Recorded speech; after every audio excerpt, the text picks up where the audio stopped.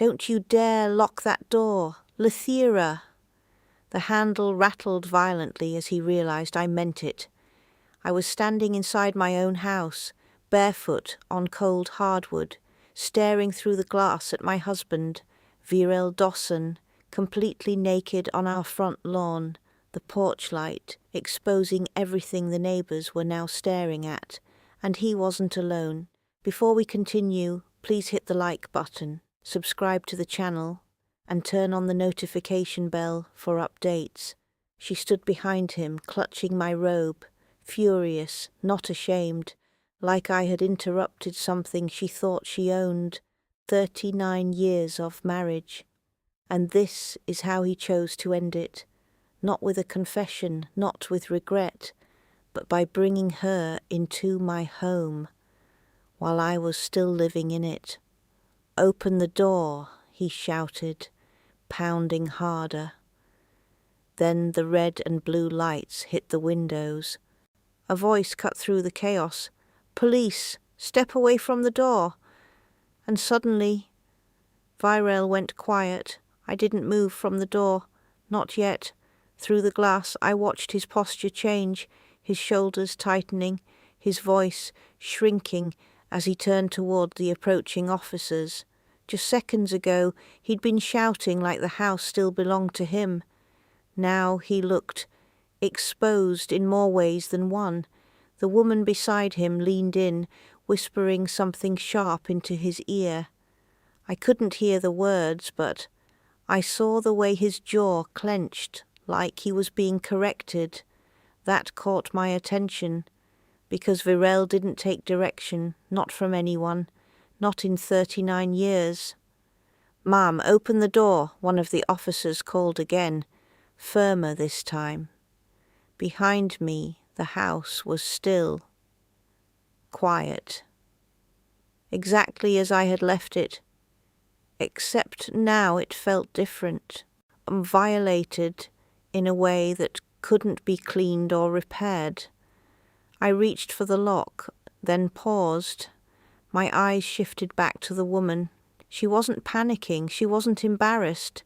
She was watching the house, studying it, like she'd seen it before, and that's when a thought landed, cold and precise. This wasn't the first time she'd been inside. My hand tightened on the lock, because if that was true, then tonight wasn't a mistake. It was something else entirely, and I had just walked in at the worst possible moment. The first thing I noticed wasn't the shouting. It was the way he avoided looking at me. Even with 2 officers standing between us, even with half the neighborhood watching from their porches, Viral kept his eyes anywhere but the door. That wasn't guilt. That was calculation. "Ma'am," the taller officer said, "are you stepping closer to the threshold? We need to understand what's happening here." I opened the door just enough to speak clearly, keeping the chain latched. "What's happening is simple. I removed 2 people from my home who had no business being inside it." Viral snapped his head toward me. "No business? I live here." His voice came back louder now, fueled by the presence of authority, but it sounded forced, like he was trying to convince more than just them. I tilted my head slightly. "Do you?" That landed harder than anything else I'd said. The shorter officer turned to him. "Sir, is your name on the property?" Viral hesitated, just for a second, but in that second something shifted. "It's—" he started, then glanced back at the woman. "It's our home. Our. Not his. Not mine. Ours." And I caught the flicker of irritation cross her face at his choice of words. "Interesting. Ma'am," the officer pressed. "The deed is in my name," I said evenly. "It always has been." That wasn't new information, but the silence that followed made it feel like it was. Behind the officers, I noticed movement. Curtains shifting, phones lifting. Talvin Rusk stood across the street, arms folded, watching like he'd been expecting this moment. "All right," the taller officer said, turning back to Virel. "We're going to need you to calm down." "I am calm," Virel snapped, too quickly. The woman stepped forward then, tightening the robe around herself. Up close she looked even younger than I first thought. Early 30s maybe, but her eyes, sharp, assessing, moved past me and into the house again, like she was checking something. "Calm down," she murmured to Virel, low enough that it almost sounded like a warning. He obeyed, immediately. That was new. In 39 years I had never seen him yield that quickly to anyone. "Who are you?" I asked her. Her gaze finally met mine, steady, unapologetic. For a moment she didn't answer. Then she said, "I've been here before." The words didn't just hang in the air. They settled, heavy, final. Virel turned toward her sharply. "You shouldn't have said that." But it was too late, because now I wasn't just looking at a stranger. I was looking at someone who knew my house, and somehow I had never seen her. Which meant one thing. They hadn't just, been careless tonight. They had been careful before. So careful that I was never supposed to find out. The moment she said it, everything sharpened.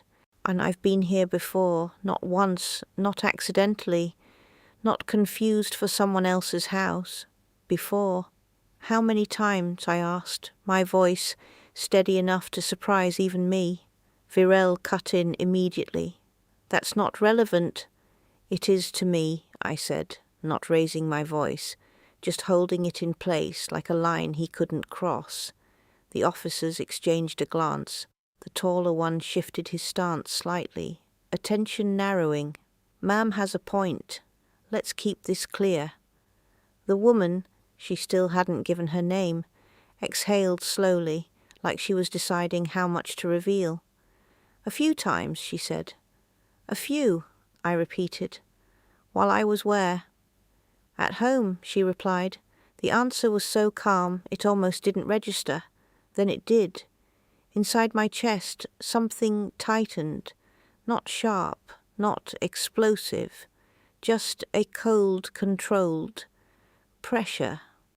"You brought her here," I said, looking at Virel now. "While I was here." "It's not like that," he said quickly, too quickly. "You were asleep." That was worse. Not absence, proximity. He hadn't even needed me gone. A murmur rippled through the neighbors. Someone across the street actually laughed. Short, disbelieving. "Sir," the shorter officer said, "we're going to need you to step away from the property line." "This is my property," Virel snapped again, but his voice cracked this time. The woman touched his arm. "Stop," she whispered. Again, he listened. That pattern was becoming impossible to ignore. "Do you have identification?" the taller officer asked her. She hesitated this time, just a fraction. Then she nodded. "Yes, inside." Inside. She said it naturally, like it wasn't strange, like it wasn't the first time she'd needed to retrieve something from my house. "That won't be necessary," I said calmly. "She's not going back in." The officer looked between us. "Ma'am, if she has belongings." "She doesn't," I said. Another pause. Then the woman spoke again, this time more firmly. "Actually, I do." That shifted things. "What belongings?" the officer asked. She held his gaze. "Documents." Virel went still, not tense, not defensive, still. And that stillness said more than anything he'd shouted all night. "What documents?" I asked. This time she didn't hesitate. "Property related," she said. The words landed wrong, too deliberate, too prepared. The officer's expression changed immediately. What kind of property-related documents?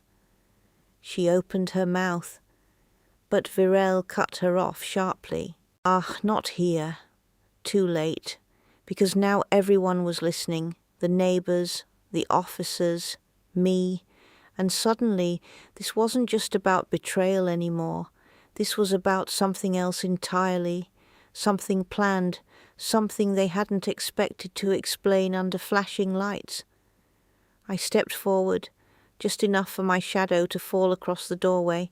"Say it," I told her. She met my eyes, and for the first time there was the slightest flicker of hesitation. "Access," she said. "Documentation for access." The officer straightened. "Access to this property." She nodded once, and in that moment, with Virel standing naked on the lawn and strangers recording every second, I realized something far worse than cheating had been happening inside my home.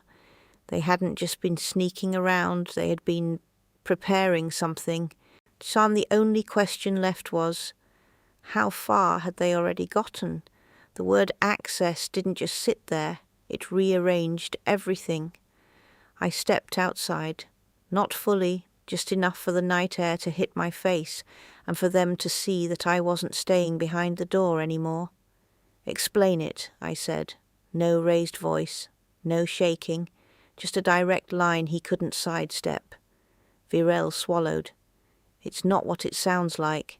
"That sentence," I replied, "has never once improved anything." The taller officer shifted closer. "Sir, if there are documents concerning property access, we need to understand exactly what you're referring to." Silence stretched. Then the woman, finally, spoke with a kind of reluctant precision. "There was an amendment drafted," she said, "regarding partial access rights." "Drafted by who?" the officer asked. Another pause. Then, "I handled it." That again. Not reviewed, not witnessed. Handled. "What exactly does that mean?" I asked. She held my gaze. "It means I prepared the paperwork." "For what?" the officer pressed. This time, Virel answered. "To give her access." The words came out smaller than everything he'd said before. "Access," I repeated, "to a house you don't own." "I live here," he snapped, but it sounded hollow now. "You stay here," I corrected.